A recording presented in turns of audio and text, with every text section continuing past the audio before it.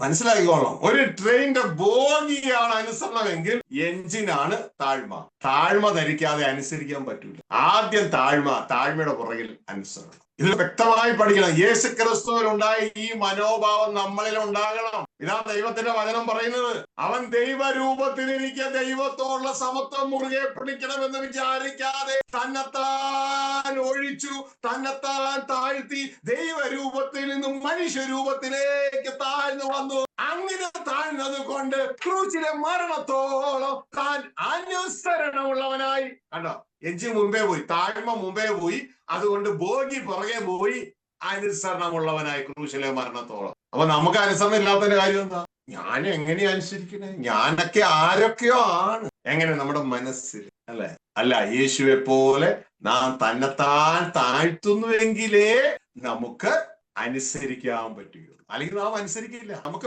തിരിച്ചു പറയാൻ കുറെ ഉണ്ടോ? എന്റെ പ്രിയ സഹോദരങ്ങളെ, എപ്പോഴും ശ്രദ്ധിക്കുക. ദൈവം വെച്ച അധികാരത്തെ കീഴടങ്ങിയിരിക്കാൻ പറ്റും. ആരെ പോലെ? യേശുവെ പോലെ. യേശു ആ പിതാവിന് കീഴടങ്ങിയിരിക്കും. നമ്മൾ ആ ക്രിസ്തുവിന് കീഴടങ്ങിയിരിക്കുക. സഭയിൽ ഒന്നാമത് ഏറ്റവും ടോപ്പിൽ സ്വർഗസ്ഥ പിതാവ്, സെക്കൻഡ് ക്രിസ്തു, അതിന് താഴെ ദൈവത്തിന്റെ വചനം പറയും ഒന്നാമത് അപ്പസ്തോലന്മാർ, രണ്ടാമത് പ്രവാചകന്മാർ, താഴേക്കൊക്കെ പോരുകയാണ്. അപ്പോ ഇതിന് കീഴടങ്ങിയിരിക്കാൻ പറ്റുന്നില്ലെങ്കിൽ we are out of the protection of the kingdom of God. ആ ദൈവരാജ്യത്തിന്റെ പ്രൊട്ടക്ഷന് പുറത്തുപോയി.